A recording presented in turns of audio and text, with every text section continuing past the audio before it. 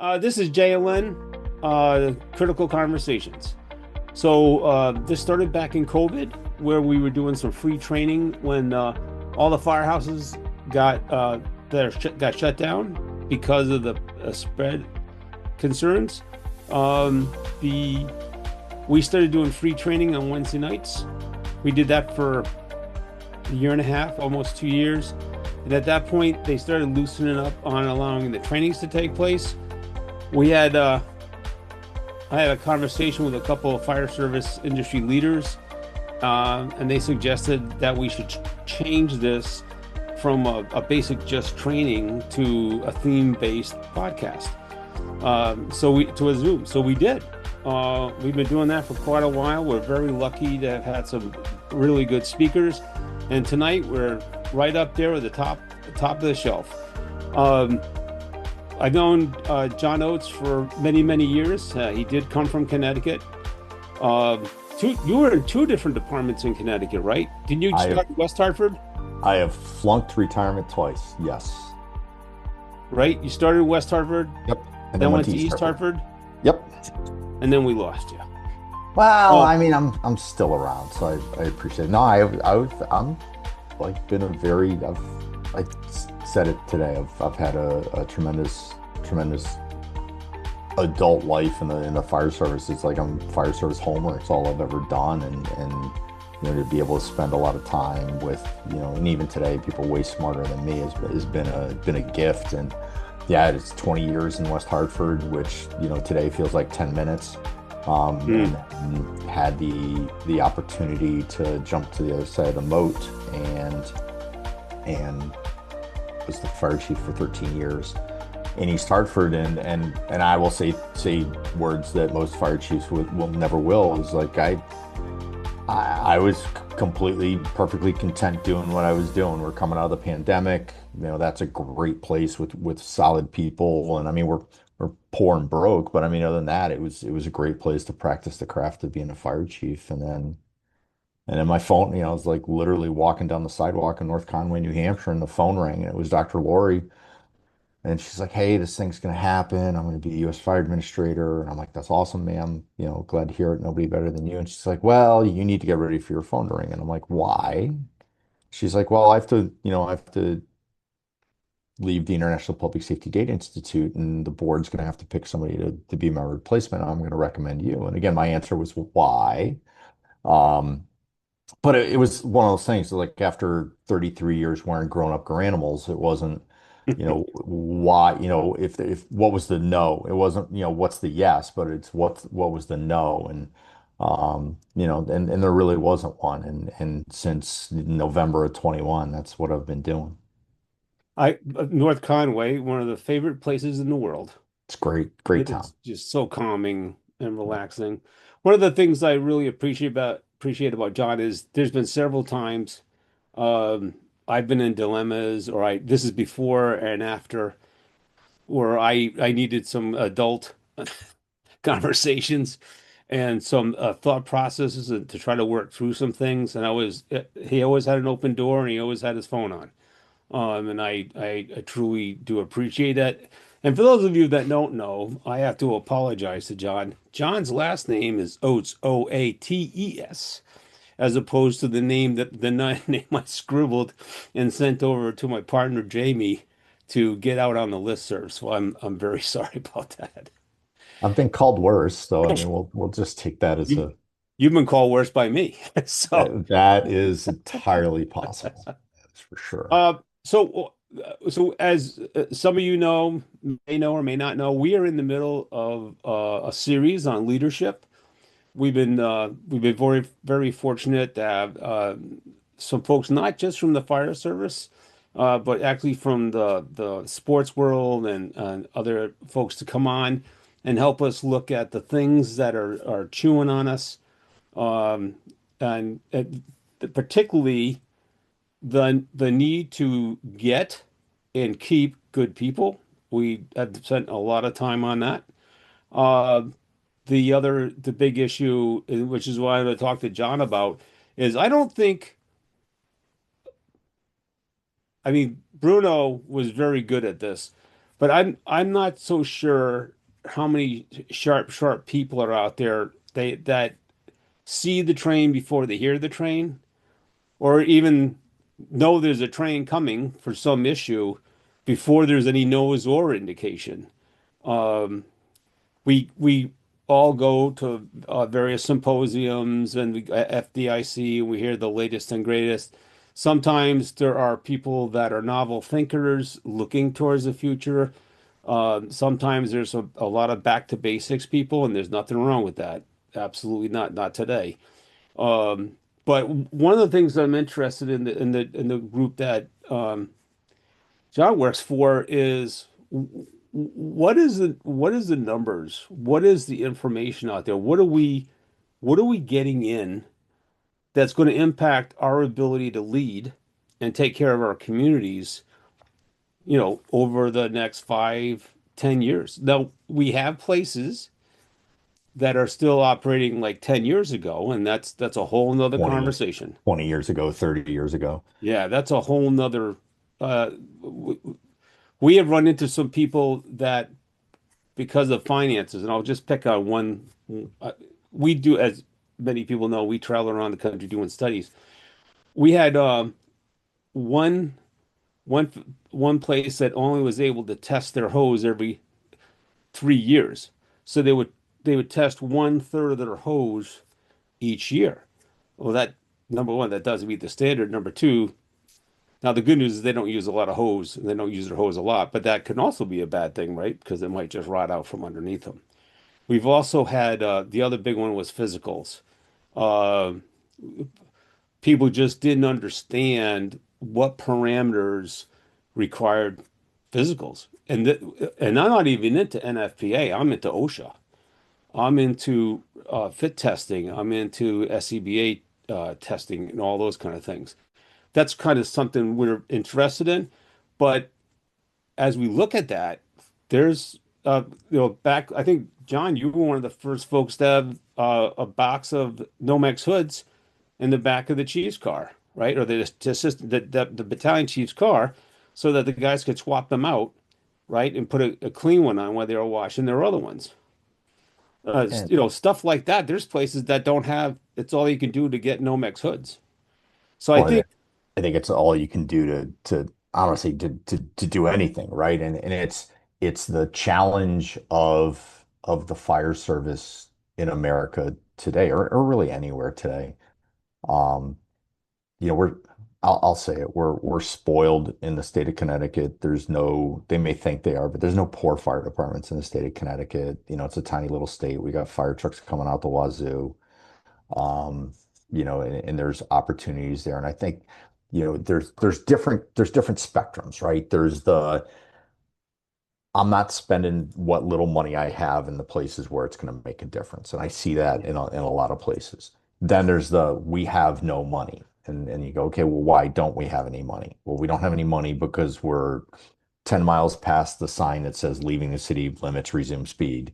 We're out in the middle of nowhere. We're holding bake sales to put diesel in the tank and stuff yeah, like that. And that's legit. I was doing AFG, Assistance to Firefighters Grant Program peer review for the research and development grants. We got through all the R&D grants. We're waiting to score stuff. And they're like, hey, do you want to do some fire act grants? I'm like, sure, I'm here. I might as well do it.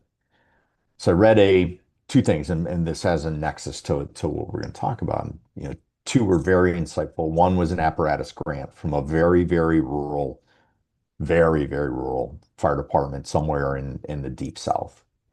And I'm reading, how many calls they do and what their community makeup and stuff like that. And the line that got me was if, they're applying for a tanker and mobile water supply apparatus. And the line that they put in there is if we have to send that apparatus on a call, we call the towing company first. And I'm like, God. okay, you have that there's recognition of your problem. The other one that I think is interesting, and I can see it happening more than once. It was a department that was applying for extrication tools, and they had very well written. Their extrication tools were old. They had a need. They want to replace them. Very well put together. But when you go to the front of the document where the department's data is, their data showed they went to zero motor vehicle accidents, Right. which I know isn't true. You know isn't true. They know isn't true. But their data, because they, similar to a whole lot of other fire departments, did such a crappy job inputting their data, show that they did zip point shit for motor vehicle accidents. So it's like, well, I mean, you have no need. You don't go to crashes, so I can't give you, you can't, this doesn't work out. So I think yeah, there's a lot of, and we say all the time, like you've seen one fire department, you've seen one fire department because Right. everybody's got a little bit of nuance difference. There's four things. There's four things that are kind of permanent absolutes. Water's wet, fire's hot, Yep. gravity always wins, and fire trucks are red. Other than that, everybody's circumstances, what everybody runs into and their community, whether the risk profile or the people or what it is different. And it's career combination volunteer wildfire industrial. That success is balanced on the edge of a razor blade. Right. We've seen it, we've seen it in a bunch of places. Good departments that have a run of success and have great leaders and good up and coming people in the organization and have plenty of stuff and the political support and all those things going on. And then with a flip of a switch, whether it's an event or a disagreement or a leadership change or political change, stuff like that, the place goes to heck. The And it's wheels come like off the now, bus. yeah, the wheels come off the bus and it, tumbles down the embankment, flips upside down and catches on fire. And it's like, okay, how'd that happen? So it is like, I think for those of us that have had a little bit of organizational success, I don't think we at the time, know how great that was and how enjoyable that was because it is legitimately, it is a very, very perishable thing. I think one of the two things, again, sometimes people they have the right idea, they have a legitimate need, but their call volume does not necessarily equate to the need, if that makes any sense. I we did a this company spec'd out this beautiful reel truck, tremendous vehicle, really did a good job on spec'ing a reel truck. Um, and when the truck did get used, it performed tremendously. The problem is from a call volume perspective, right? It just wasn't up there. It didn't go out that much. So that's called, it's like but firemen will take a problem and fix it. So that's why you see a lot of these brush trucks, little brush trucks, and they didn't have a large brush truck um numbers, so they put the EMS equipment on them, right? Now that that truck's getting used a lot more, uh, to do those two things. And luckily, sometimes that works. Sometimes the compartmentation and everything can carry to do both of those things. But Yeah, a lot of times, when you're spending $1.5 million, you got to really look at what you're specking. well, I think the sustained over the past 3 years, and it's getting better. And I think that the apparatus manufacturers are made some significant changes in how they do things. And I think it requires the fire service to do the same thing. We really need to re-examine how we spec and how we order and how we buy fire apparatus. But it's, a couple pieces of that. One, yeah, it's hard to justify from an economic perspective of buying a new fire truck because it's like, holy crap, that is a truckload of literally a truckload of money. So the question becomes like, okay, has this become the catalyst to regionalization? Does this become the catalyst to, okay, I'm going to partner with my neighbors? One of the best examples of that I so far ahead of its time and unfortunately isn't doesn't exist as a department anymore is when I was going to school in New Hampshire and even in training up there, going fire service training up there, there was the Meadowood County Area Fire Department, which was in southwestern New Hampshire, south of Keene. They had no first due area. They ran a fire training school and they ran a mutual aid department. They had one of everything that nobody else had. And we're talking fairly rural southwestern New Hampshire. They had a tower ladder. They had a hose reel truck with a mile of 5-inch hose back in the day when that wasn't rare. They had a Mm, big tanker. They had a heavy rescue with a cascade on it. And they had brush equipment. Again, no first due area, but they went to everybody. They were on everybody's work and fire right, card. right. So what it did is it allowed all the departments in the neighborhood to not worry about that special stuff that, to your point, we use once a year. or Right. twice a year. And it's like, okay, so you look at, are there opportunities for that in the 2026 environment where we struggle with getting people out the door and getting enough people in the door and stuff like that. And it's like, okay, if we're going to have a role for a regional fire service, does that become it? That like, well, I'm not going to buy a single pumper. I'm not going to probably not going to buy a rescue squad, but I'm going to buy stuff that nobody else has. The problem that we run into is, I'll lose my fire chief magic secret decoder ring for saying this out loud, is egos eat brains. And nobody wants to give a little bit and go like, all right, well, I'm gonna get one of these and you're gonna get one of those and we're gonna share. I mean, you've seen it in Massachusetts, you've seen it in a bunch of other places, two different fire departments sharing the same fire station. It's Right. like, oh, what a novel concept, right? Neither one of us have enough money to buy one. I saw the other day a delivery where a department, I don't remember where it was, two departments banded together to buy a ladder truck because each one of them needed one, but neither one of them had enough money to buy one. So okay, well, let's lump our money together and buy one. Now, I don't know what that looks like from a deployment perspective, and I think that's the piece we come back to is a lot of this gets solved if we do a legitimate community risk assessment. Because Right. we have all this anecdotal idea of like what our risk is in our community and what's going to happen and all these things. And it's like, okay, what do you actually do? What do you have the potential? What do you do frequently? What do you do, occasionally? What do you have the potential to do? And like, why don't we build our response model in our organizations to do that and then resource it accordingly? But, there's so many places. I mean, it's mentioned today that like where are fire stations located? In most communities, fire stations are located in a place where somebody gave them free land. Yep. Not where they should be, not where the density is, not where maybe community growth is, but they're located in a place where somebody gave them a free parcel of land. Well, that's not a great reason to locate your fire station in a certain place. In the flood zone. Well, yeah, Or what it was unusable land, so right.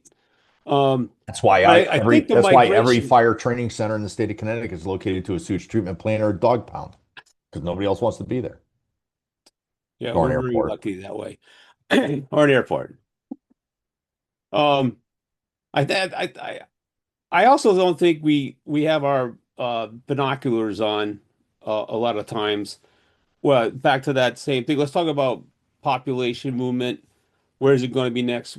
Back when we were young, uh, and I don't know if you remember, Bruno came out back in the 80s. They did a thing for the Connecticut Pub Ed group, and at that point, Phoenix was adding a mile a day. They were incorporating a mile a day. And you want to talk about a, a great place to look at for planning.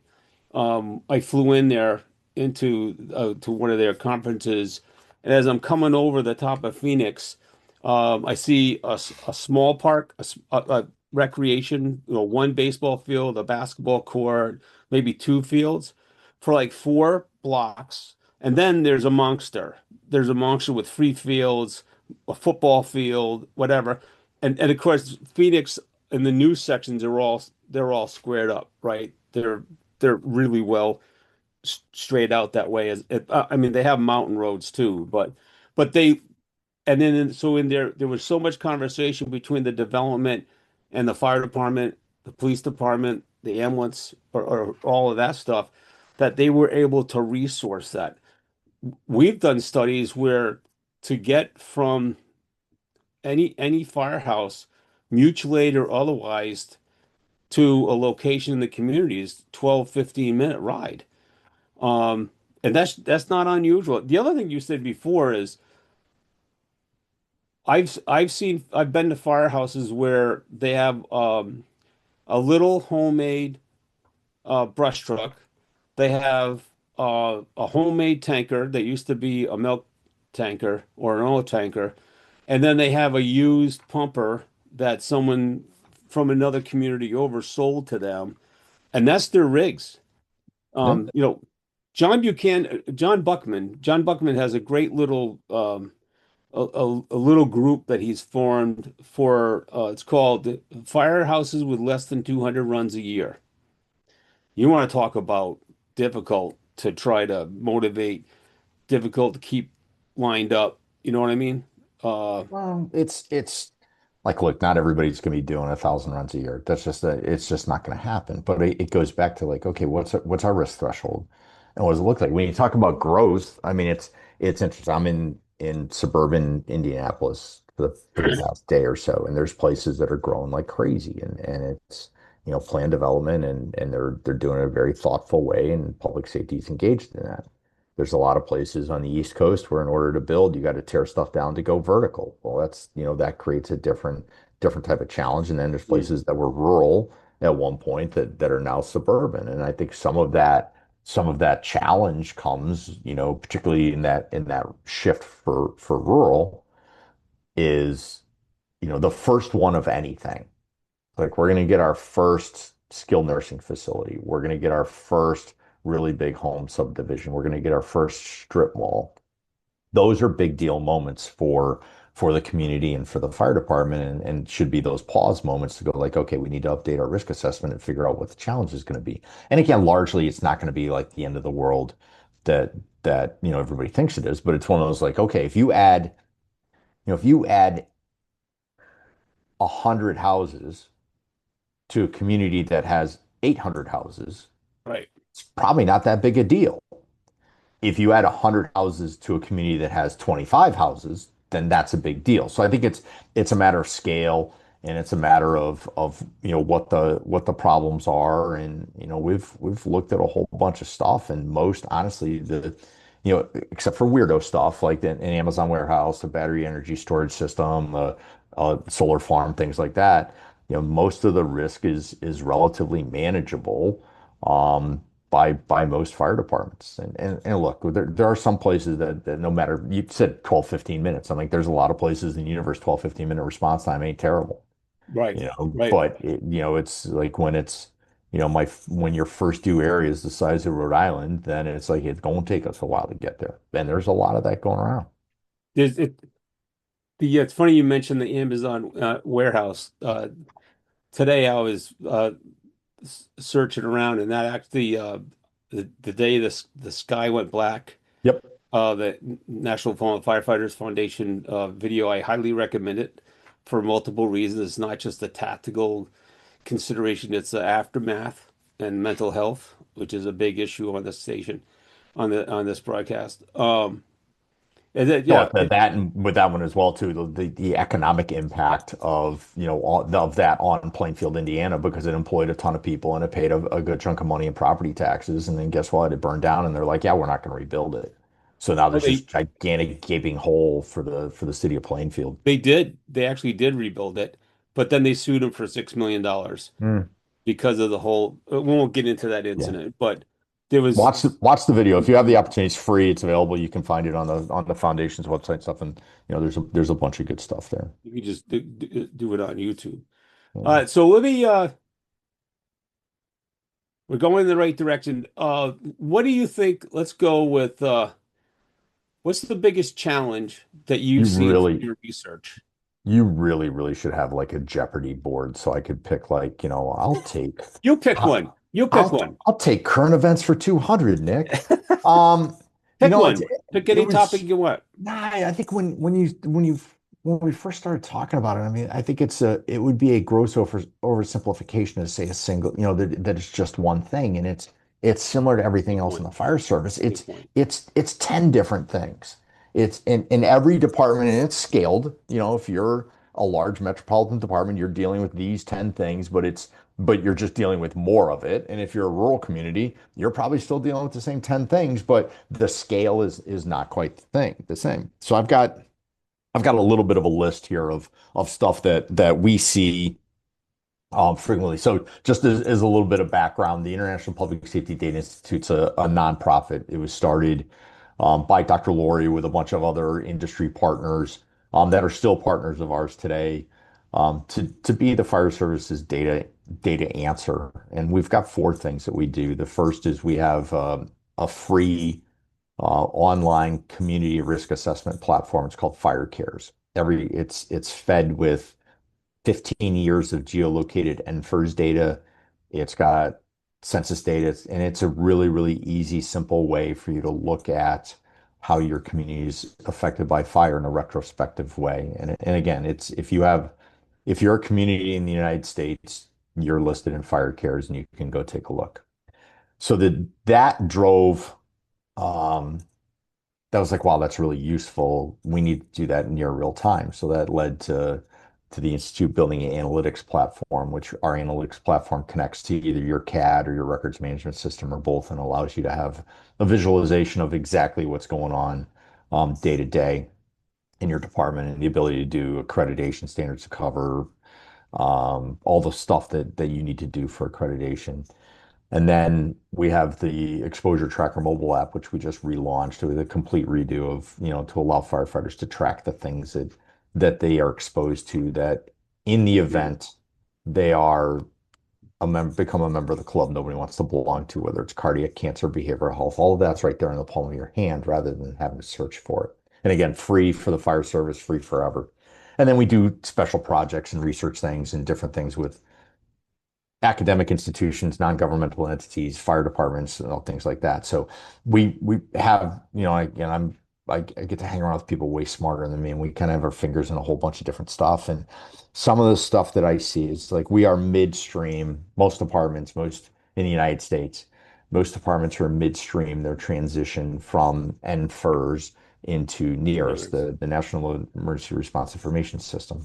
And again, whether you're using the nearest native app, which is built in Esri's Survey 123, or if you're using it through your records management system provider, it's still a change, right? And there's an opportunity with that. And I think most of us are comfortable with, 25 and 26 data is probably going to be a little bit messy given the way the transition went.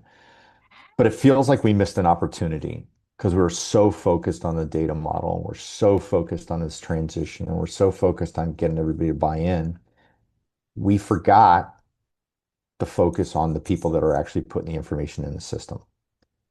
Then I have a large curiosity of like asking departments like, okay, well, your RMS, needed to do some changes because doing a fire report looks different now because the nearest model platform is different than NFIRS.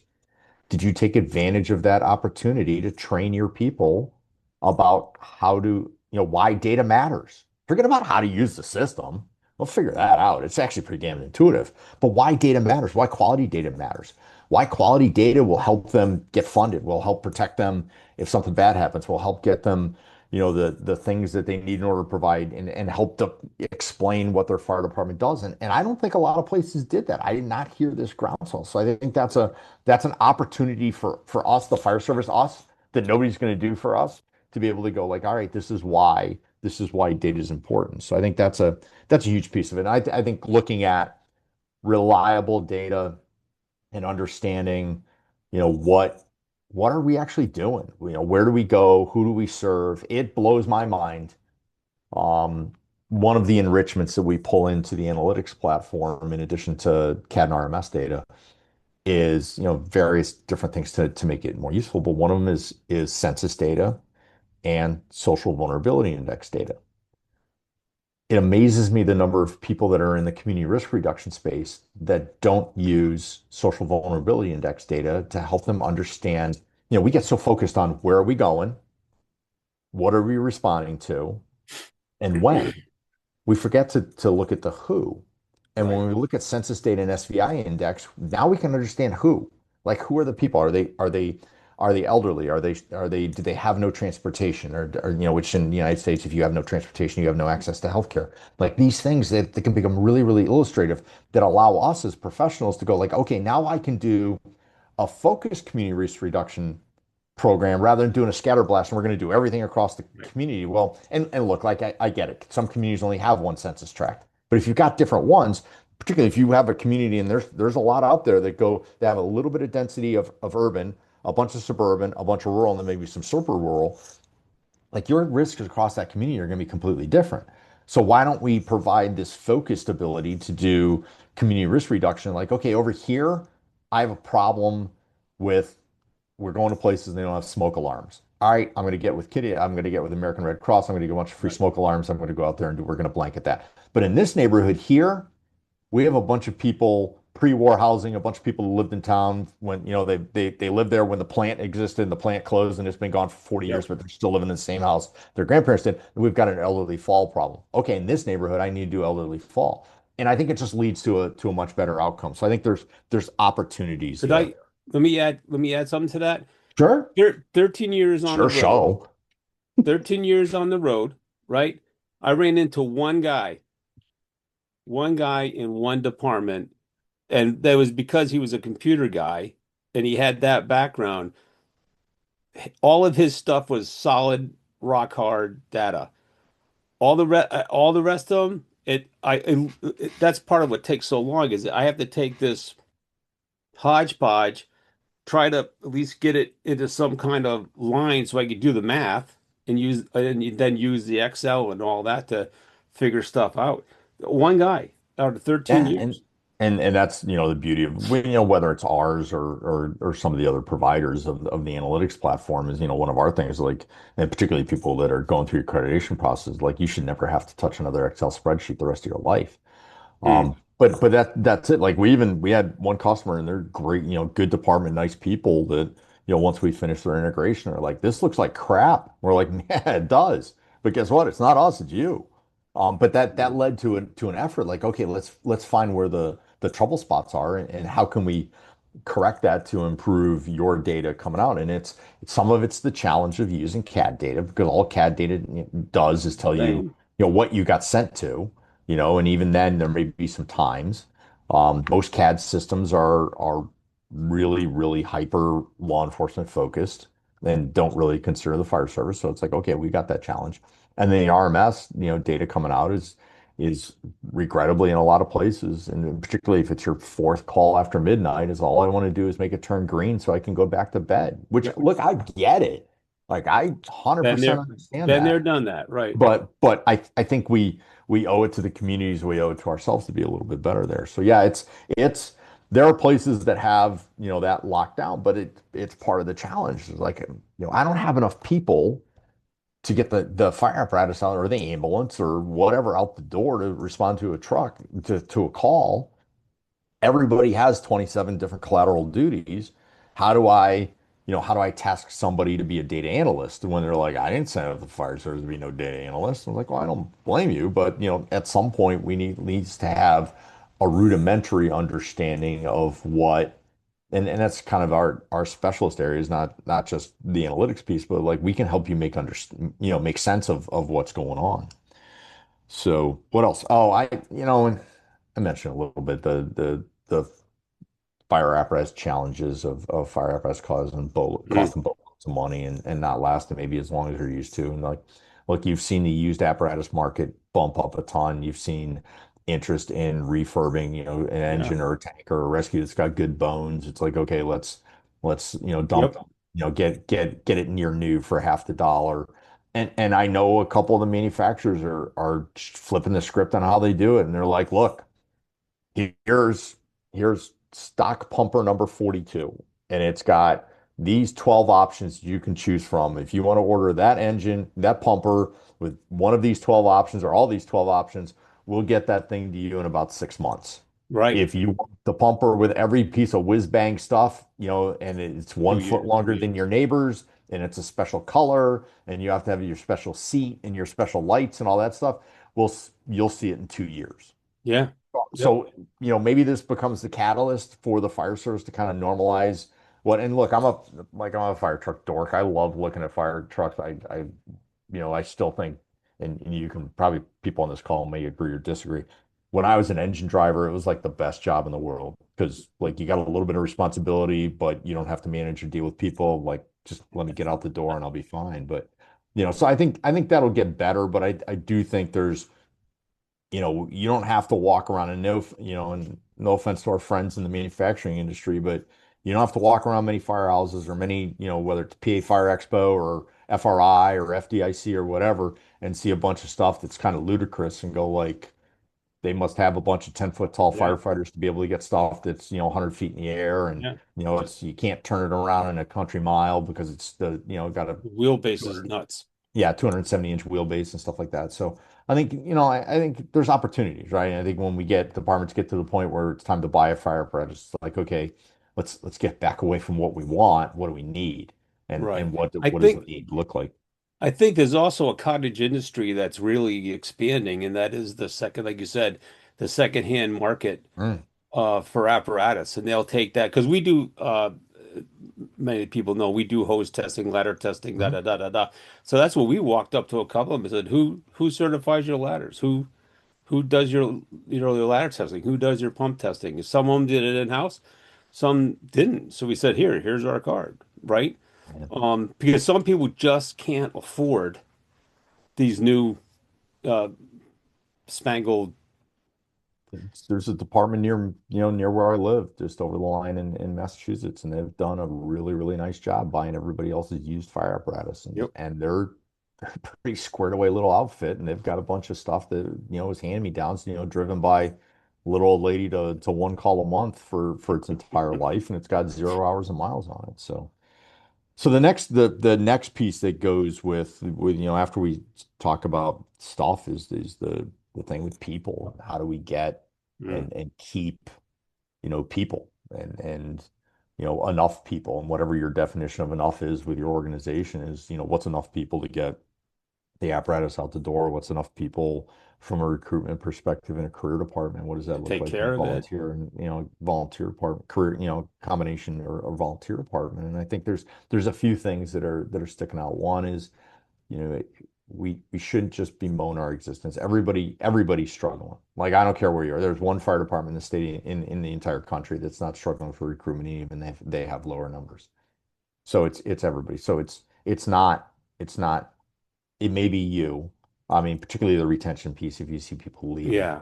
I think the retention piece, if you see people leaving, it's an opportunity to ask why. And the Right. exit interview piece of that becomes really, really important. And being intellectually and emotionally honest enough to hear the message when somebody says I'm leaving, and when you ask them why, to be able to hear the reasons why, because it may be something you don't want to hear. And that's really, really uncomfortable. But I don't think the two are, maybe there is some commonality. The two are the same. And again, this, I don't care what it's career, volunteer, combination, wildfire, industrial. Industrial is a little different, but people want to have purpose. People want to do meaningful work. People want to be respected and respectful, and they want to operate in an environment where they feel like their efforts and their endeavors matter. Appreciate it. And if you can't provide that, then they're not going to stick around. If you can't provide literally, and again, regardless of how your department's made up, a sense of community, people aren't going to stay.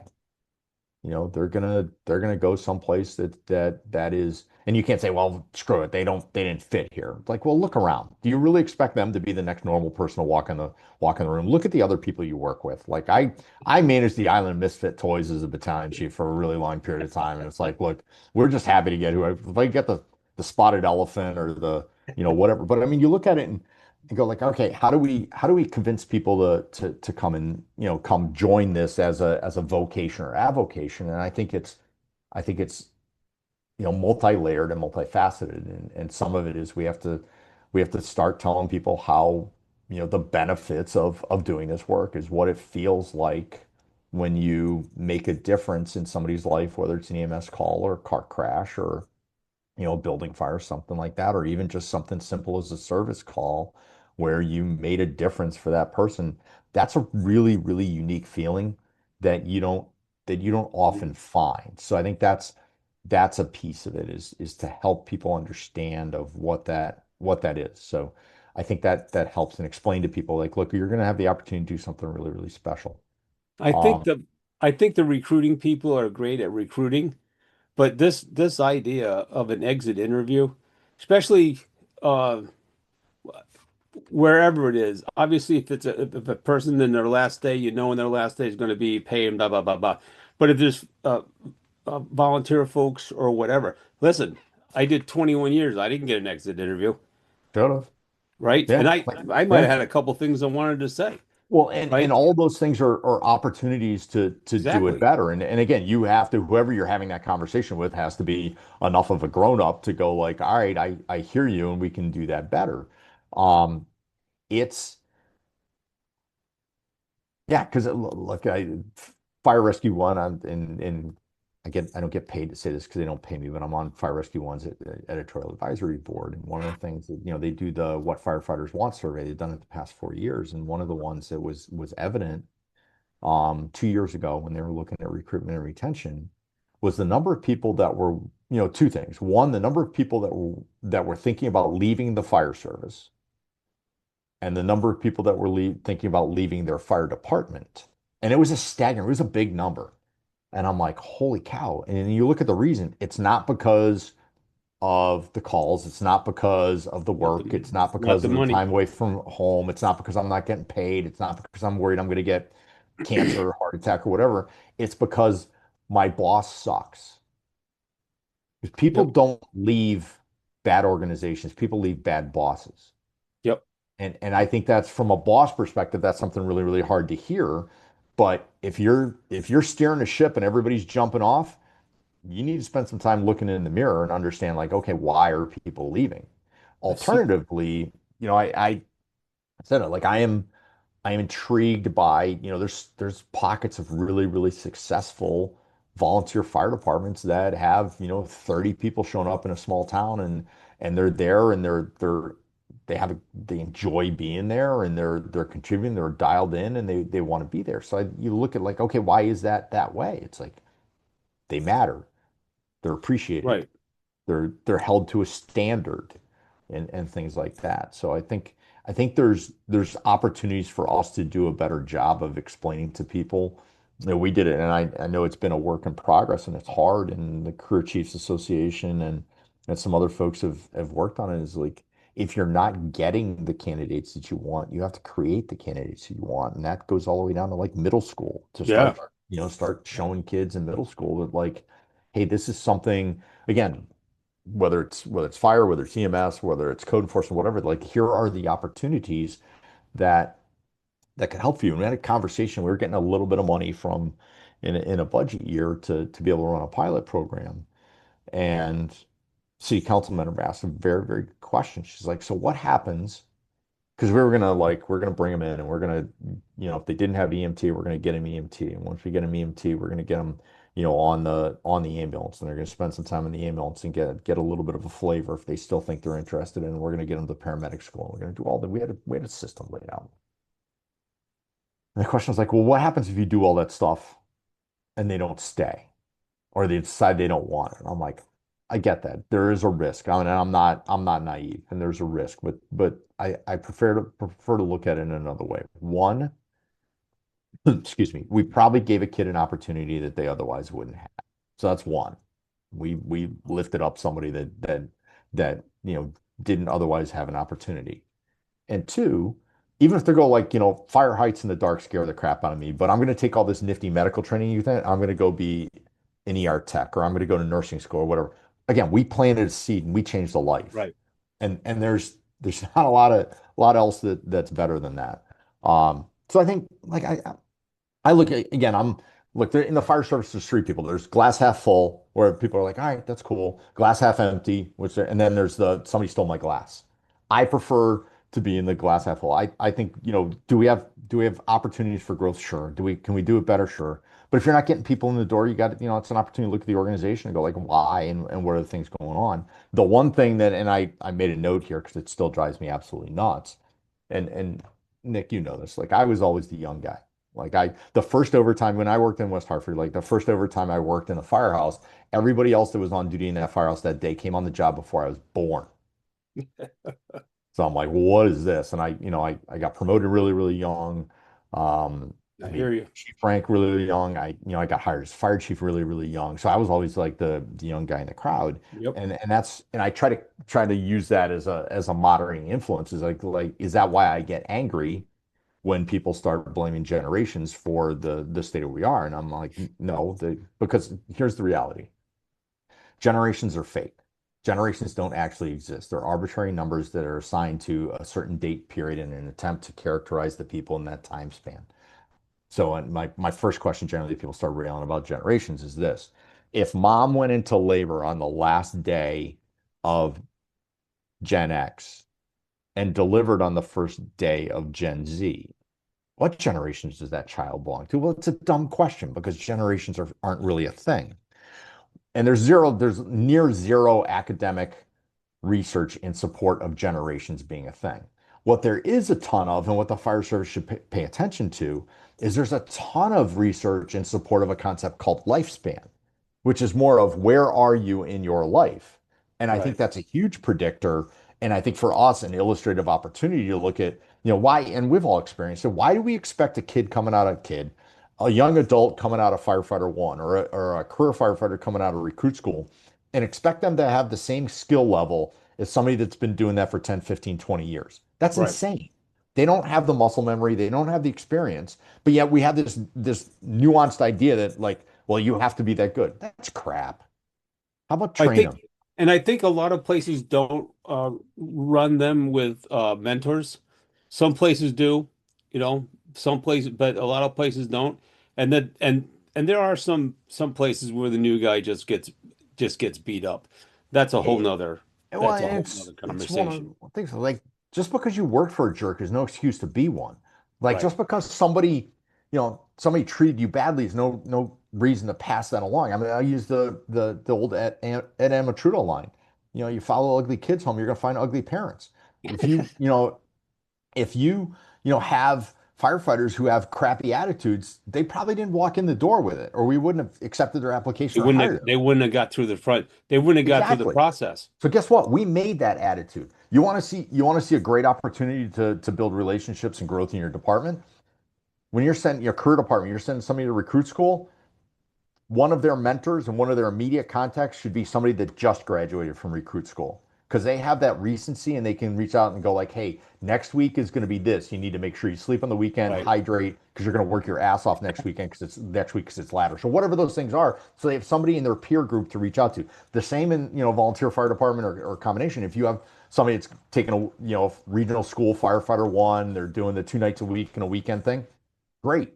Pair them up with somebody, particularly if they have like zero, they know fire trucks are red, nothing else. They have zero history in the fire service. They have no idea what they're getting themselves into. Pair them up with somebody that just got out, not like some 80-year-old, and no offense intended, some 80-year-old old cheeser that's been there for 100 years, just that yells at them all the time. Pair them up with some younger person or the last person that went through fire one and go like, all right, here's your point of contact. Call them if you've got problems. And I think you'll see a better success because now they've got that immediate piece of contact. I So yeah, think I get. I think uh, most of the training we do at the fire school, Eastern Connecticut Fire School, we tell them right out of the box, this is the introduction. We're going to teach you how to do it. We're not going to have enough time here to the point where you could do it with your eyes closed upside down. And you need to practice. And the best thing to do is find someone to practice that you could practice that with, um, and just learn and just absorb all that. Again, muscle memory is, I don't care if it's the academy, the state academy at 10 weeks or whatever it is, or us at whatever, how many months, weekends it takes. You're not going to get all the muscle memory that you're going to need or No. that'll come. You got to practice. And again, this goes back to that number of runs per year, what operations they do, what services they offer. Sometimes you just need to make stuff up and just practice, practice, practice so you could do Well, it. and that's another one of those retention things that adds value is like, and I've heard it from 100 different people. Is like when you show up at the firehouse for drill night, it shouldn't be a bunch of guys hanging around staring at the floor. There should be a schedule. There should be a plan. There Yep, should be like, hey, yep, this when you walk in, like, hey, this is what we're gonna do this week, so people come in the door yep. ready to go. But it's yes, and I think it also, you know, we have to get past this idea of like, well, I already did that.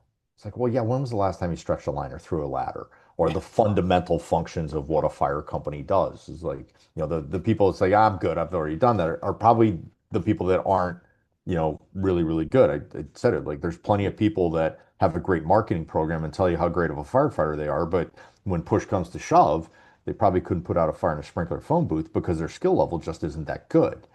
So when you look at it, like everything's tied together, right? Our operational, and it's one of the other pieces that came in the latest version of the What Firefighters Want survey was this notion, this safe versus aggressive insanity.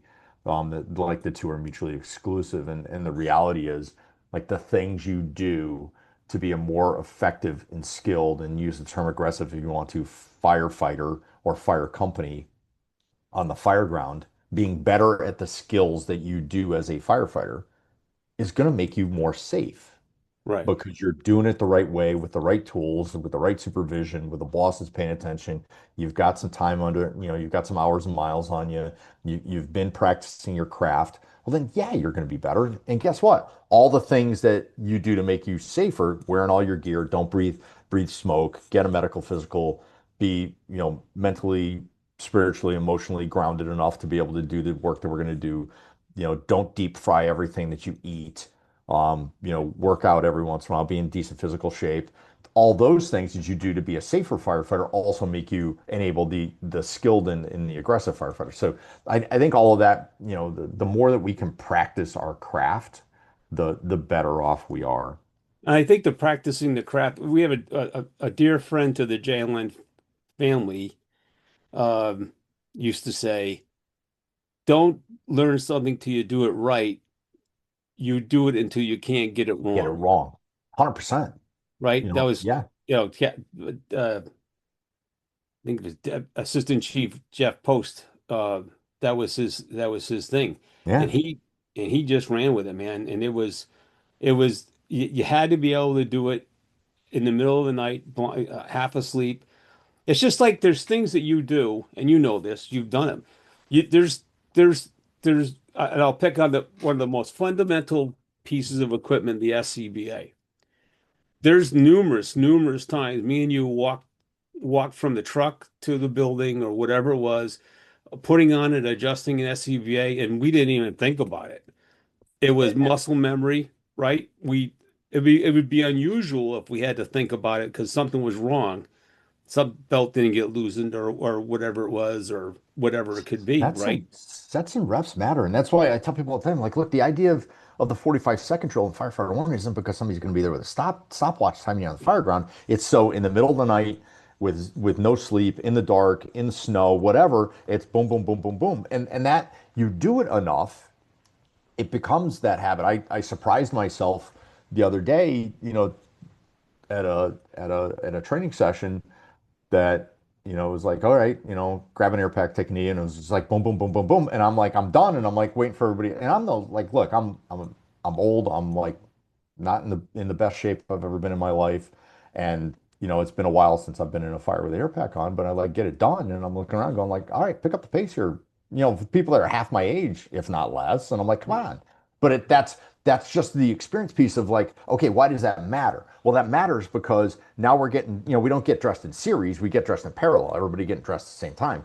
So Right, that means right. that increases the speed to, water on fire, which is a measurement that really matters. That speed to resolution, that speed to crossing the threshold to take care of the occupants or whatever the issue is. So I think it's being if you're gonna wear the logo wear, you have a responsibility to actually be able to hold up your end of the bargain. And that's a piece that, you know, and if somebody in the organization is struggling with that, it's not, well, they're a crappy firefighter or they're a terrible human. It's like, okay, how can I help you be better? That's right. Because I guarantee you all of us have things. Like I absolutely am horrible at tying knots. I'm like one of those, when in doubt, tie a lot. But it's things like that we lift each other up and it becomes better.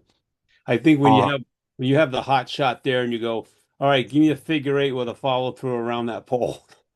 sure. I'm gonna tie you a bunch of crap and hope it doesn't come off. And again, that's not good. It certainly isn't, and I need to refresh myself. But I talked about it a little bit, but I think we'll spend a couple minutes on it. Is the because I think there's say a misconception, so to speak, that it's contributing to our recruitment and retention problem is cardiac cancer and behavioral health.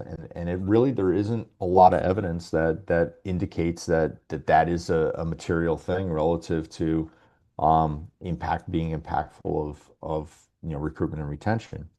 But you need to make sure that you've got your stuff squared away and that you have, that you're doing medical physicals in as much as possible, that you're making sure people aren't, breathing smoke and that they're washing their turnout gear and doing gross decon on scene and doing all of those things. You've seen, you know, as PPE shifts, and you look at some of the work that's been done recently by Dr. Jeff Burgess, the University of Arizona, Dr. Brian Orman from NC State, relative to the changes in turnout gear. And like, look, we live in a state that said, you can't buy turnout gear with intentionally added PFAS in it anymore. And I get why. Um, but it's not an apples to apples comparison. And it's also not going to be the absolute thing that's going to cure all firefighters' cancer. It's a piece of the puzzle. And if we do that, and do only that, then we're not going to see the result that we Right. should. It's So it's a I like the way you put that. That's part of the puzzle. it is. There's also I that was one of the things uh that the fire administrator talked about is they're doing assessments now where they're putting meters on the pump operators and they're Oh yeah. putting meters on the ladder operators, the Yeah. people that are outside and the incident command aides, and they're looking at how much stuff is outside of the envelope, outside of the combat and the combat. It's in the combat zone, but not direct contact. Um, and it's there. It's If you look at the study that Dr. Gavin Horn did at Illinois Fire Services Institute a number of years ago, the person that was the most exposed was the outside vent person. Got the yeah. dirtiest than anybody did. And that was like on air, breathing air. So it's a piece of the puzzle. And I departments that regulated like we're not going to ever wear our turnout gear unless something's literally on fire and all those things. And again, whatever policies people do is fine. But I'd virtually guarantee you that what you're wearing underneath your turnout gear probably has as much, if not more, PFAS in it than, and again, I'm not talking about duty uniforms for crew departments. I'm talking about the things that firefighters like to wear in their off time that probably has the same amount. So I think but I don't want to beat that horse to death, but I think be an informed consumer and look at what the testing's done and look at where PFAS comes from and understand all that things that easy things to do because everybody, and I think your point, Nick, is like everybody's looking for the silver bullet. It's like if I just do this one thing, everybody's gonna be perfect. Well, guess what? Yeah. There's not one on the fire ground. There's not one for personnel. There's not one for cancer.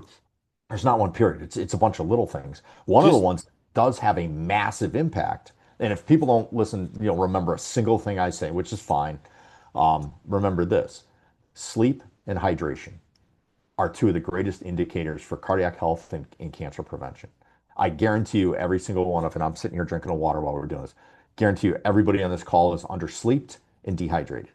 And that's easy. We don't have to buy a single thing. We don't have to spend any money, but we can fix that and it will have a massive impact on your health because particularly from the hydration piece, you see the work that Dr. Danny Smith did that, in high exertion on the fire ground, it's heated environment, you're exerting yourself, your blood becomes sludgy, which leads to potential for cardiovascular accident. So it's all of that stuff that complex interplay between everything that comes back and can affect what you do and what you react to. And then I cut you off, Nick. Did you have something that you wanted to add? no, I was laughing. One of our guests was slugging down a 16-ounce water. Yeah, The, that's right. Greg Yeah, there. there you go. He's slamming down a water. Because it's the Um, thing that makes a difference. And then the last piece with, from a behavioral health perspective, again, that's where solid leadership of mm, organizations matters. The best predictor of what an organization looks like a year after something significant happens is what they right. looked like 2 weeks before. And the same for people. Like how we react and respond to significant events in our life is predicated largely by where we were. Because it's not an absolute, like if I, and I've used this analogy before, and if you've heard it, I apologize. If I took a hammer and hit you in the head, you're going to be mad. You're probably want to kick my ass, but you're going to go like, "Ow, that hammer hurt." And that would be the same for anybody in this group because that's an action and a reaction. The reaction to a stressful event is not like that. Reaction to a stressful event, I could hit you in the head with a stress hammer, and everybody in this call will have a different reaction Right. because where they were 5 minutes before positioned them for either for success or for not. Where they came Yeah, from, yeah, what their where it came experiences from, their are. lens, all of that. So, but we've got some stuff going on in the fire service. There's an incredible protective mechanism relative to behavioral health challenges and stuff like that. And really one of the biggest pieces, and again that matters relative to recruitment and retention is the power of the kitchen table. Mhm. Unlike you know EMS to a large degree, certainly law enforcement, that the Mhm. groups that go places as a single resource, we go everywhere as a mob. So when we Right. have those opportunities to sit and have the conversation, and I'm not talking about debriefings. Debriefings are No, no, very no. We saw this. 1982. We should never ever do one ever again. But that the conversation around the kitchen table where the engaged boss is looking around going, all right, we're doing an AAR, we're talking about what we did, where we went, and kind of gauging the reaction. And everybody's fine except for Steve. So I'm gonna just touch base with the people later, but I'm gonna have a conversation with Steve and go like, hey, you okay? So I think that protective mechanism where you're not alone and why we want people to join our tribe and be Mhm. supported as a member of our tribe becomes really, really important relative to how we take care of people when they do have misfortune, again, whether it's cardiac cancer, behavioral health, whatever those things are. I mean, Jeff Mitchell's used to was one of the first ones to point out. I was one of the plane crashes in California. I can't remember which one, but the engine companies and the rescue companies, the ambulance crews, right? When they got done, they went back to a firehouse where there was a family waiting for them to share how they felt, and for the senior guys to help the younger guys and friends and all that. Where the cops all went back into their cars and they did got to be together a little bit, but they either had to go home or whatever it may be. And they started, there was just dynamically different between that ability to have the socialization. What are I mean, in my life, the best times in the firehouses uh, were dinners. Not so much for what we were eating, but the fact that, I got this problem with this or Yeah, whatever it may be. And it was everything from plumbing to she's mad at me again, or boy, this kid's that's really acting out, whatever. And then probably, you have a bunch of brothers and sisters. I would say the somebody's mad at you thing is largely, and this is gross generalization, largely self-inflicted. But you look at, absolutely that sort of, and you have those conversations about the inanity of life makes people enables the harder conversations to happen where people feel comfortable going like, hey, that destigmatization of behavioral health as a challenge, it becomes part of that is how the community and the organization legitimately reacts. And you see, sadly, you see places where it's like, yes, we're going to support our people, and then they don't. Mm. And that usually leads to a really, really bad outcome. But it is, again, it's, how, our reaction, our individual reaction is, there's three things that help contribute to that as well, and I said it before, relative to recruitment retention, well-run organizations that prepare their members to take a punch and then support them after they do will be successful. Well-run incidents. We all get stressed out. Like I think all of us have been to calls where like we didn't perform to our best or we missed something or something didn't go well. The ability to execute when it matters has a massive behavioral health impact on our people because nobody wants to feel like they failed. So well-run departments, well-run organizations, well-run incidents, and then the last one that's the hardest one is well-grounded lives. Is what what do people have for distractions? What do you have for hobbies? What is your support system? Mm. What are the things that you have that enables you to come to the firehouse and be successful?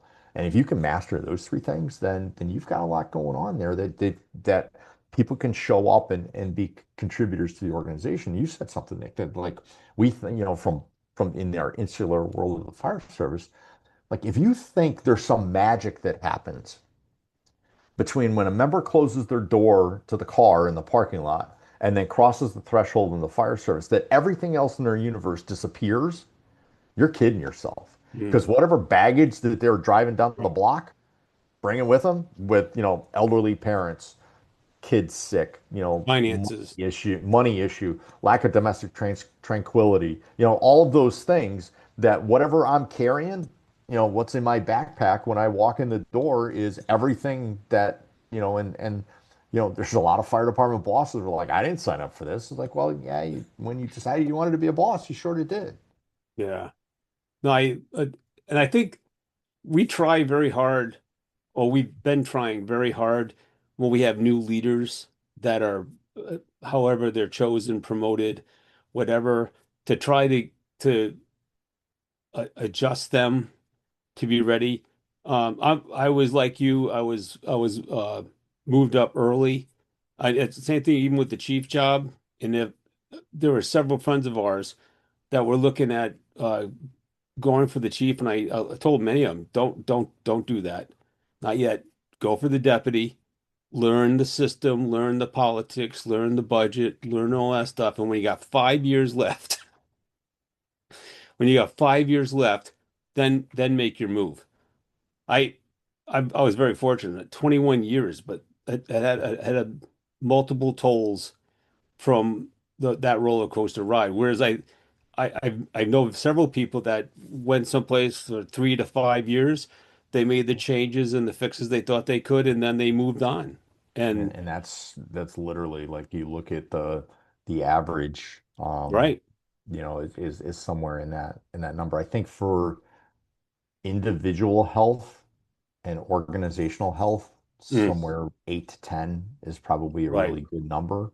Um, the other curiosity too, and I had a massive argument with one of my all-time mentors, um, who is the fire chief in is Dan Jones. He's the fire chief in Chapel Hill, North Carolina. Just a tremendous leader, wicked bright guy. Wrote a really good leadership book if people are looking for something to read with his business partner Kelly Walsh about how to fire officer.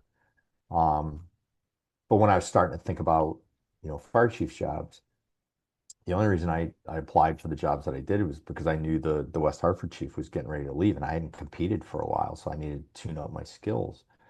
Um, and Dan was adamant. He's like, you do not want to be in the fire. You don't want to be fire chief in the department you came up through. And I'm Hmm. like, nah, I think it's actually easier. It's better. You know the system, blah, blah, blah. He goes, nope.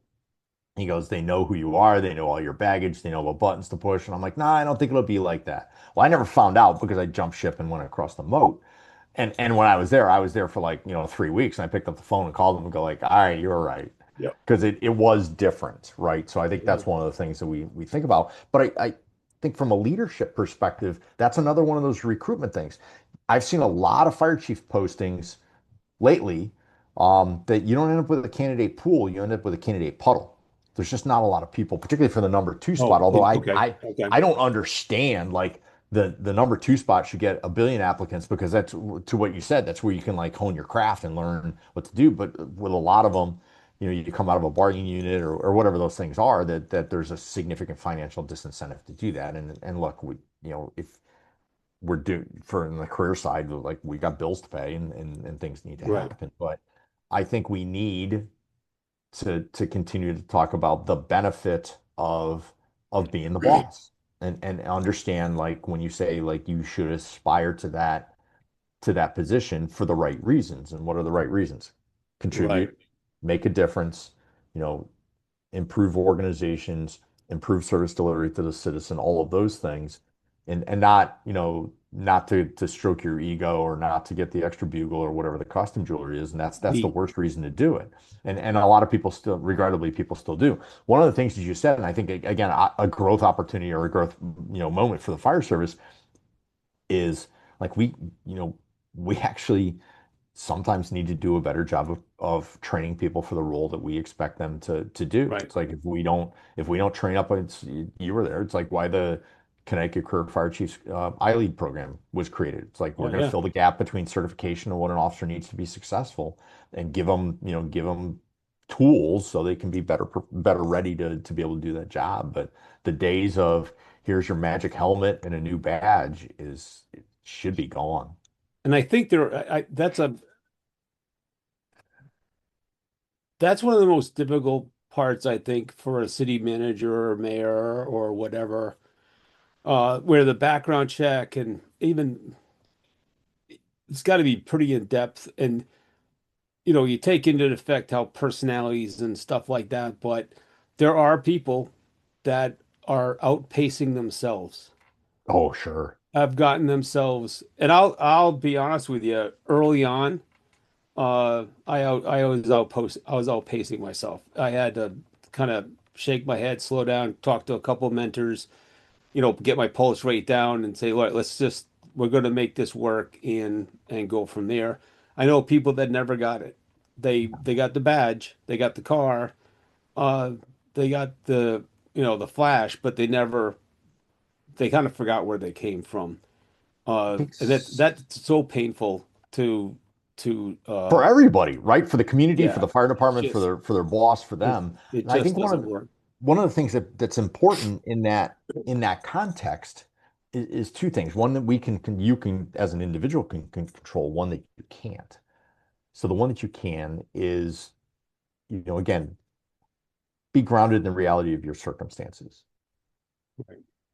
What is the size, scope, style, and location of department that you should, as a fire service leader, should be applying for, and everybody needs to calibrate that in their mind. If you're coming from, a one station 20-person fire department, you probably shouldn't be, applying to be the fire chief in a county department that serves, 100,000 people. That's not going to be a good fit. So Right. understanding, what those things look like are important.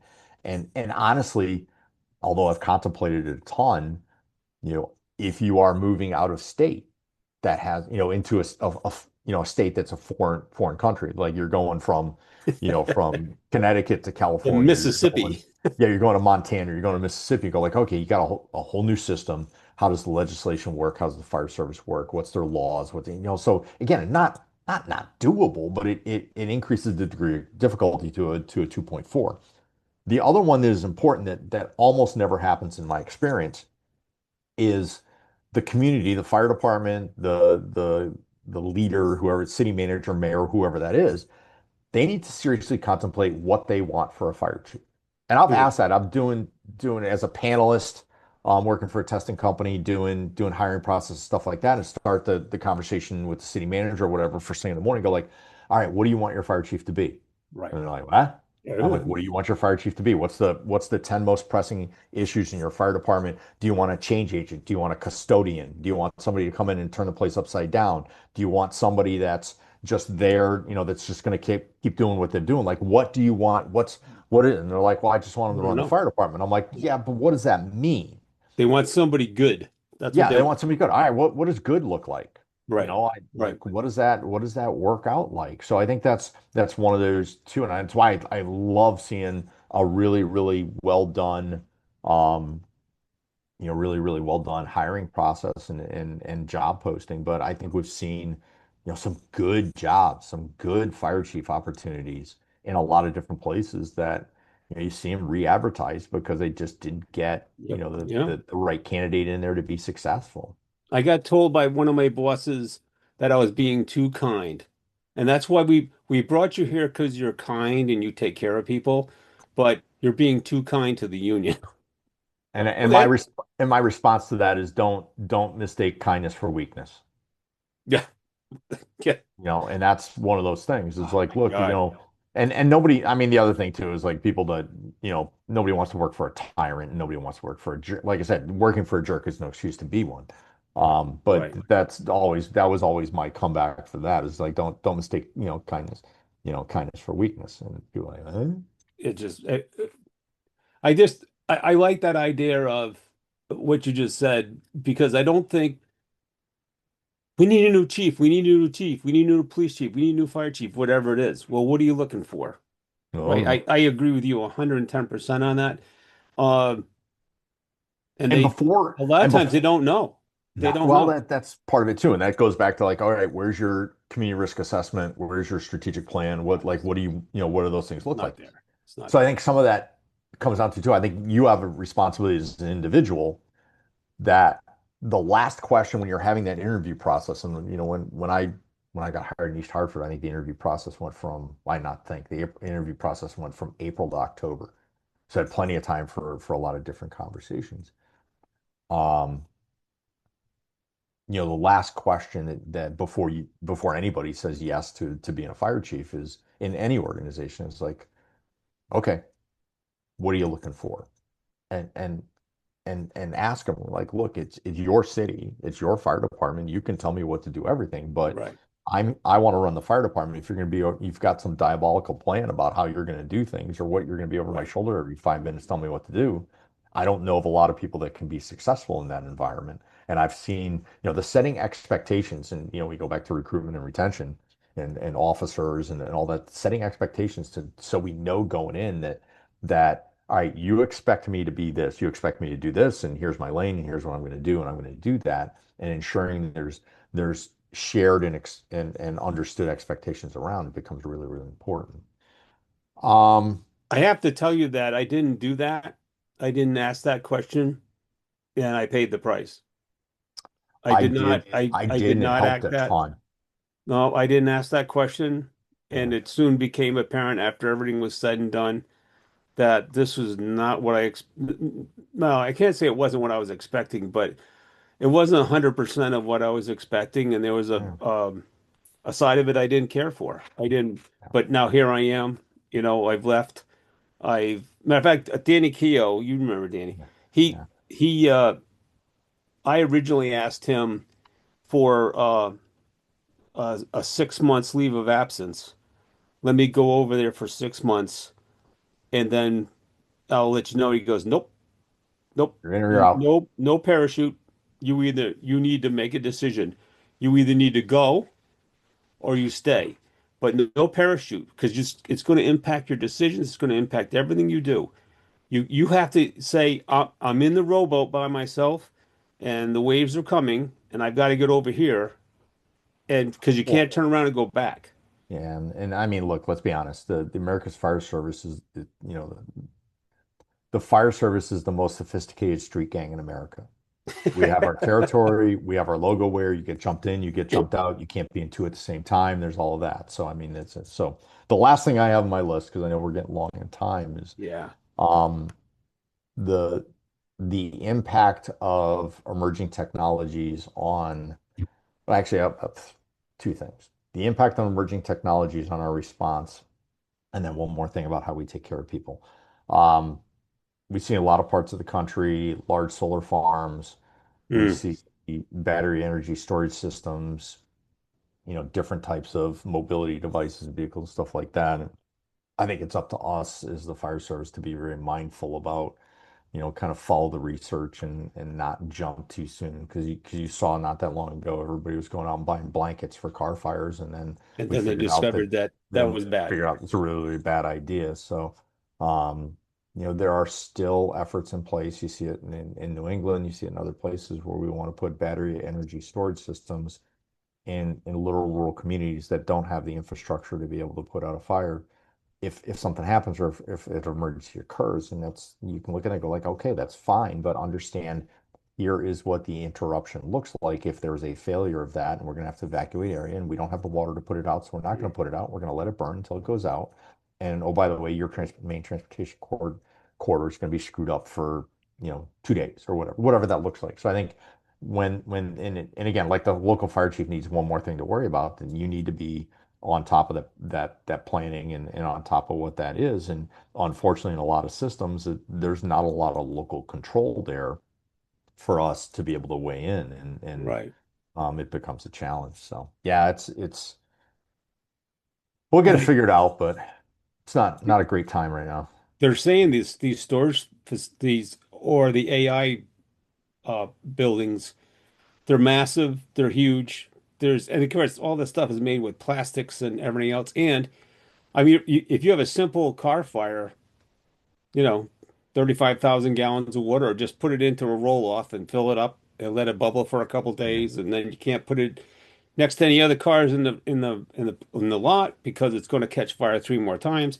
It's just it's just a nightmare. And It is. imagine a whole building of that. Yeah. Well, I mean that so in order to feed a data center that's large enough to do anything with artificial intelligence, you need an absolute boatload of electrical energy. Right. Well, there's not a lot of places around that have both available land and a lot of spare electricity. So that removes from the development perspective, it removes a lot of locations from places where you're going to have a data center. And I'm not sure that's the biggest thing we should worry about. What is interesting, and it will be interesting to watch, is because of that, and they find one of the two, which is usually I found land, but I don't have electricity.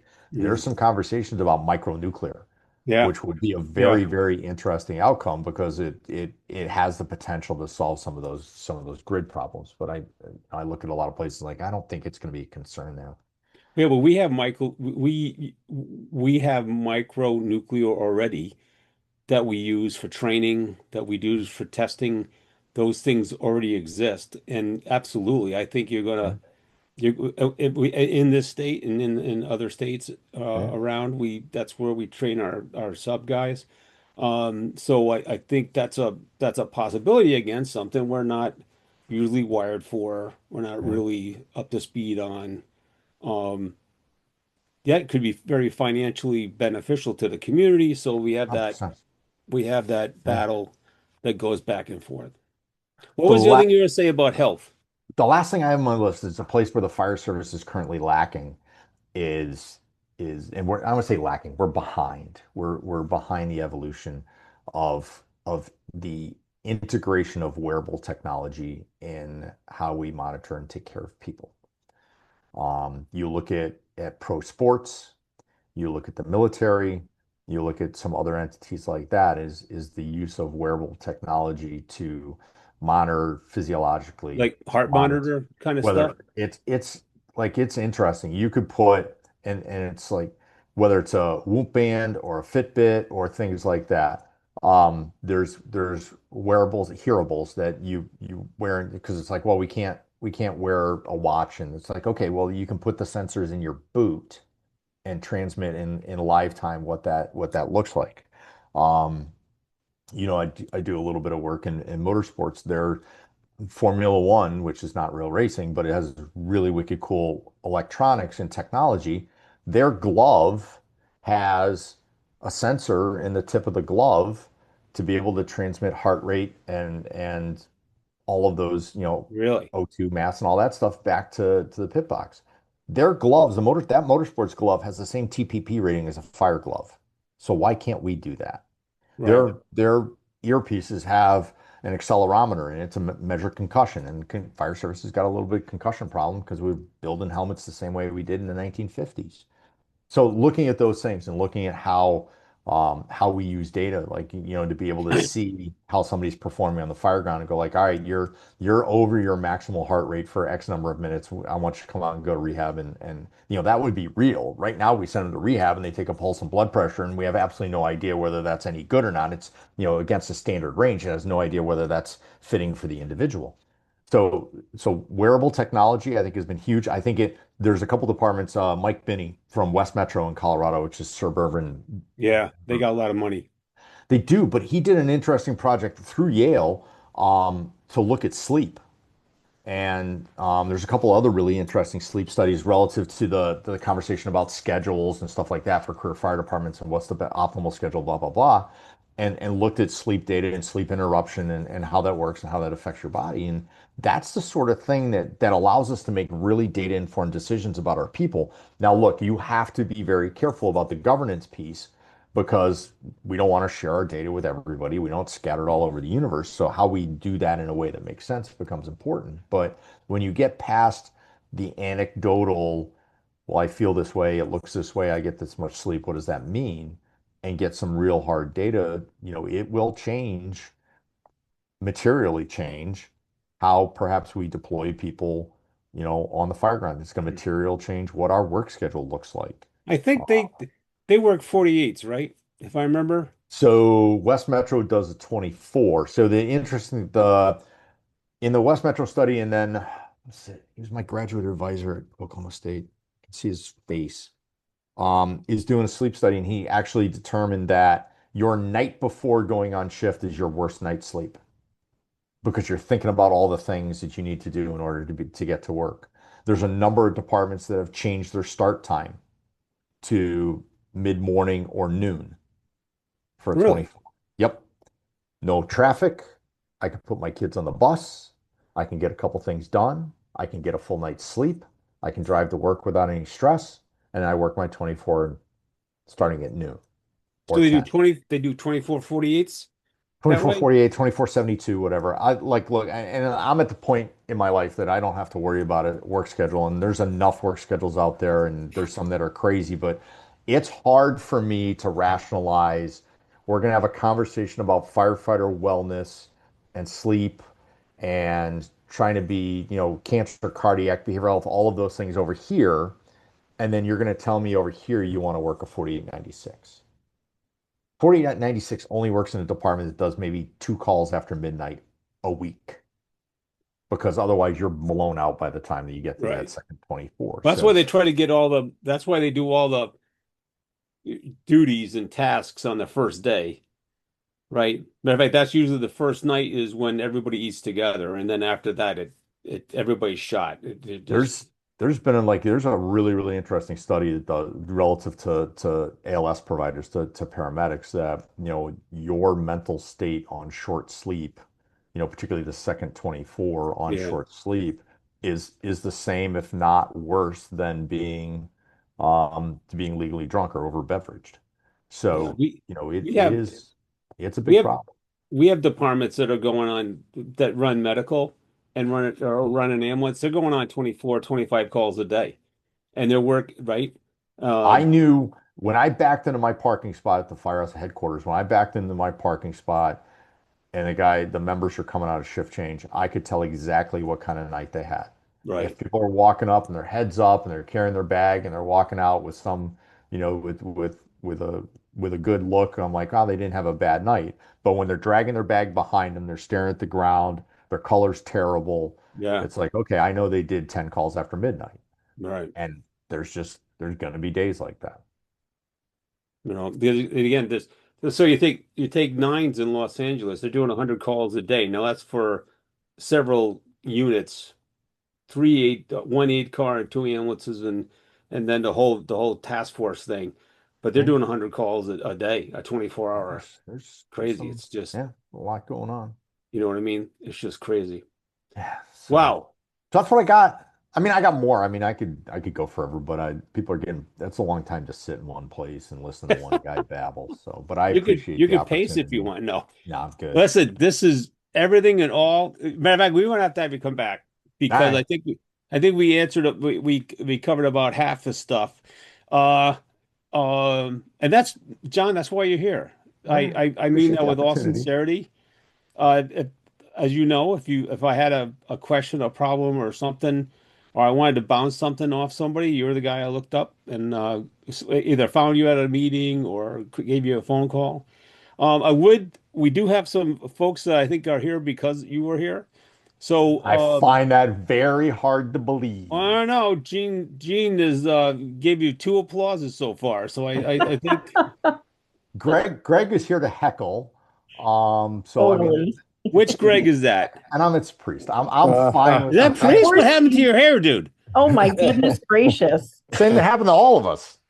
That happens to all of us, big guy. It's No, it's either good to gray or see you, falling man. out. Good to see you, bro. Excellent. Does anybody? But we should do cover the basics. Anybody in the crowd have a question Oh yeah, that's right. We didn't ask for for questions. John? Any questions? I Questions? Anyone? they don't Anyone? they don't let me I, teach fire instructor one because I don't like I wouldn't do it the right way. So like yeah, I didn't ask for any questions or follow up or need for clarification. So I apologize for that. I've got stories about that, but we won't do that. so Oof. I'll just ask a huge one just to wrap us All up. right. Good job, Ben.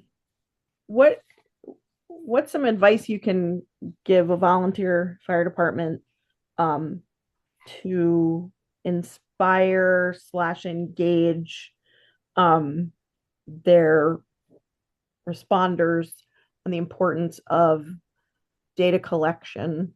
Mm, I say the data collection part purposefully versus filling out a run report. And right. I'm Sure. talking about the fire side right now. Yeah, and I think in look at the community and look at what the gaps are and look first of all, I think we need to make it as easy as possible for people to gather that information and Mm. put it in whatever the system is. So I think that's step one. Step two is capture whatever the angst of the moment is. And it's like, our fire station needs some repair, or our fire apparatus is falling apart, or we're starting on getting on the cusp where we're busy enough where maybe we need a paid person during the day. It's like, well, you achieve these things when you can go to the people that pay the bills, which in volunteer fire service is all of us, right? We're taxpayers in the community. When you can go to them with an argument that paints a Mhm. picture of where our challenge is. And we can't do that unless we have accurate and reliable information on the front end. So, where did we go? When did we go? What did we do? And how did we leave it when we were done? And that level of detail, helps start to paint a picture of what's our greatest call type. And I think it's you know some of it is, all of us like to complain. It's like, well, the town won't give us any more money, or the chief doesn't do a good job of budgeting. It's like, well, are we doing everything that we can do to help them be prepared for those conversations? And then the operational piece of it is like, okay, your training officer or whoever's in charge or responsible for training, particularly bringing in outside stuff. It's like, okay, we see some trends here.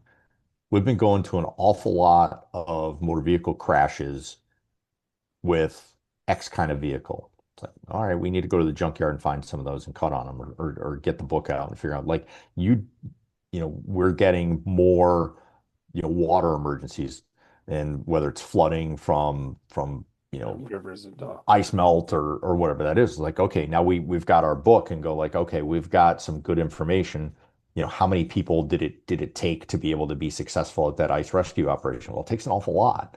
So if we don't know that, it's either anecdotal information. And I'll end with this. One of the things that we do in our analytics platform is there's a graph that shows days of the week and hours of the day. And you ask the average firefighter, it's like, hey, when is your department the busiest? And they're going to wheel out whatever they think it is. And it is legitimately, and I don't care, from California to Florida, career departments are busiest Monday about 10 a.m. to about Monday through Friday in a week, about 10 a.m. to about 8 p.m. And it tails off a little bit on Friday night. We go quiet on the Saturday. We go really quiet on Sunday. And then we blow it all up on Monday morning. And we wouldn't know that if we didn't have decent data. So I think, I don't want to say hit them where it hurts, but appeal to their sense of like, okay, why are you here? What matters? What's important? We've struggled in Connecticut to get decent presumptive coverage for cardiac and cancer and behavioral health. Well, we don't get any of that without decent Oh, information. We don't get anything relative to, we're starting to see the conversation at the political levels relative to recruitment and retention support for the fire service. Well, none of that happens unless we have enough information to be able to describe where we are and where our community is and how we want to make it better. The last thing that and this is not just a data thing, this is across like everything that we do, is it's the 10-90-10 rule, right? You've got, or 10-80-10. You've got 10% of the organization that's high speed, low drag, hard chargers, will do anything that you ask them and they'll do it well. You have 80% of the organization that they're liquid in a flask. They're going to accept the level that is inflicted upon them and they go along. And then you've got the bottom 10 that if you gave them a free $100 bill, they're going to complain that the serial number's wrong. If you wear yourself out worrying about the bottom 10 or even the bottom 20, you're going to miss the opportunity to influence the upper 80 or 70. So I 28, think it's part of it. Like we lose our mind of like that guy is driving me absolutely berserk. And at some point it's like, So yeah, they're true. gonna.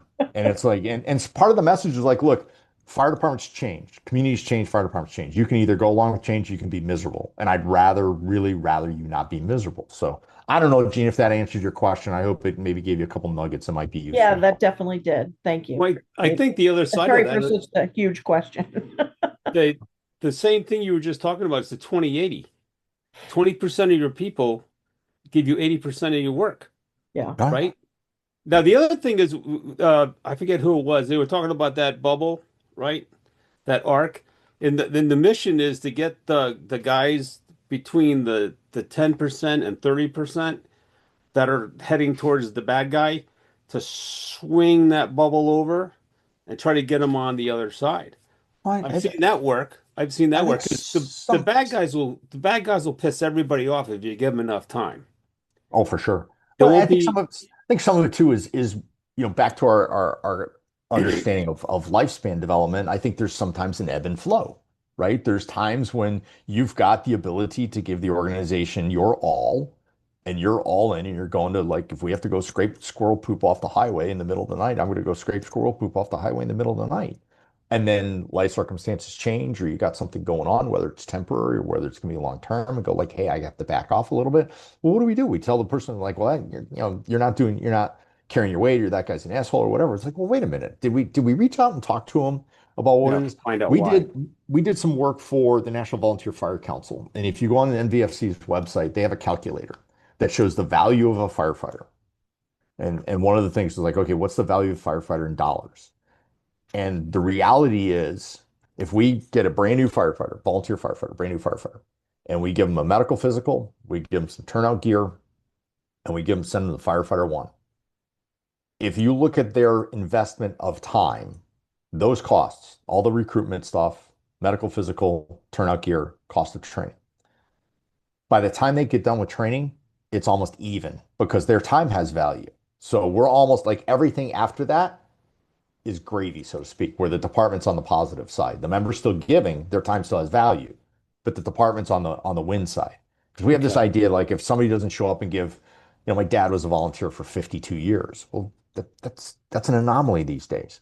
If somebody shows up and is willing to join your department, we give them a little bit of training, and we can get 3, 4, 5 years out of them, win. That's you're It's doing a win something. with a big W, right? And maybe if we treat them well and acknowledge the fact that their life has changed and they want to raise a family or change a job or whatever, and just end it with like we'd welcome you, but I'd hope we'd welcome you back if things change and want you to come back in the door. Right. So I've all that stuff, man. Outstanding. We will have you back, well, not next week, but that's we cool. will. We have a couple of things already set up for the next few months, but we have I some know. reoccurring players that come back. Bob Duval is going to be coming back to talk more about the electric cars, the and all of that because he's hooked into that thought process with the NFPA. He's been doing a lot of conferences, going to learn what's new and latest. So that's good. But John, thank you so much. Oh, you're welcome. Um, God willing, I'm not going anywhere. So yeah, if there's anything I can do for you for Jalen, Nick, I appreciate it. And look, I no, think it's important to mention, like because you said it twice of, my response if you had a challenge or a question or stuff like that. And I think all of us, and certainly me, like I had people that did that for me, from like day one when I yeah, when I decided that I wanted, I thought this was something cool and I wanted to be, volunteer firefighter and then a career firefighter. I had people all the way through that swatted me upside the head when I needed it and provided a course correction or gave me the other one too is it gave me an opportunity to like, hey, you should go look at this or you should try this. yeah. And I think it's incumbent on all of us to do that for other people because you never know where the next you is going to be or the next the people that are on this call that have some hours and miles on them that have done great work in their communities. It's like, all right, well, who's the next you that's coming up? And I think we have to, identify those people and give them opportunity and turn them loose. I'll try to get through this. We'll see how it goes. So I don't think we understand the impact particularly for officers and officers on up, but even the senior men, I don't senior folks, excuse me. I don't think we really understand the things that we did instinctively, normally, that were just our ways would impact other people. I was at a wake and it was very emotional. It was a very emotional day, and it's over. It's time to go home. And I had a fighter at that time. He was an assistant chief. He came up to me, and our custom is when we see each other, we hug each other, right? So I hug him, and the next thing I know, he's crying on my shoulder, and he says, "You have no idea the impact you had on my life." And I'm not saying this to brag. Please don't take it that way. But but you probably have those folks that said to you, if it wasn't for you, I wouldn't be here. If it wasn't for I you telling me to go this way, I wouldn't be what I'm doing now. and And that it's has from a the leadership perspective, you don't and even know you're that's doing it. no, you don't. And it's like, the mantle of leadership is heavy because of those things. It's like you need to, you should do the right thing for everyone all the time. And, I've run into people that like, yeah, you have no idea what your influence is on a daily basis. And if you're No. fortunate enough, somebody tells you, they're like, hey, that conversation.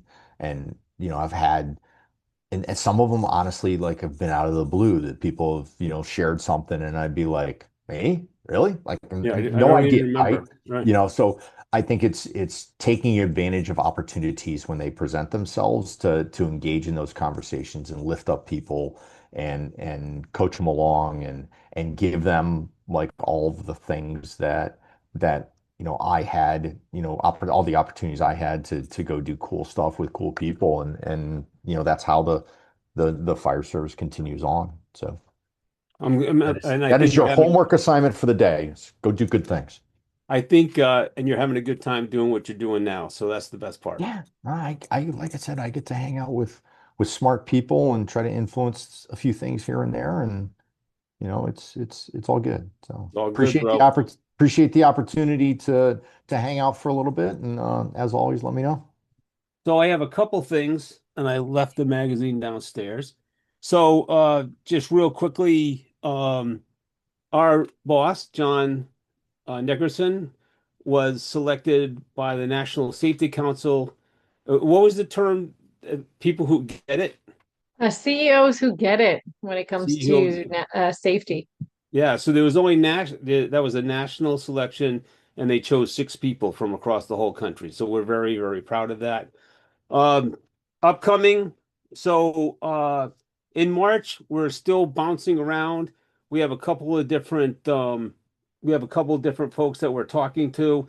And then in April, we're going to be having on the Yukon Fire Chief, who's also leader in the forest fire national program, and he's going to be covering the forest fire. He's got a report, similar thing, presentation on the forest fires in the state of Connecticut last year. As you know, that was a pretty intense year for that. So we're excited about that, and I'm sure we'll find some other folks to come on. So thank everybody for being here tonight. We really do appreciate it, John. You did everything I knew you were going to do, bro. I really do appreciate it. And we'll give you I 6 months tried. to do, and we'll have you come back in the next, yeah, whatever 6 months from now is. Just try not to suck. That's it's some kind of a You goal. don't. No, you're doing fine. You're not wired that way. You're not wired that way. You guys All have a right, great everybody. day. So Thank again, you. we always try to be around the third Wednesday. So keep your eyes on the listserv, and we'll send it out. Thank you, everybody. It's good people, Marianne. Have a good night, everybody. I was trying to Have a figure good out night. what Marianne was saying. I saw that. I just said because Jean told me I should be on the call. But it was great. It was well worth it. I appreciate it. Excellent. We're glad you were here. Thank you. All right. Good night. Night, Jen. Jean, nice to meet you. Nice to meet you, Marianne. All right. Is that our John? Was that our John on? Is it John's iPhone? I don't know. I didn't see. I couldn't Okay. tell.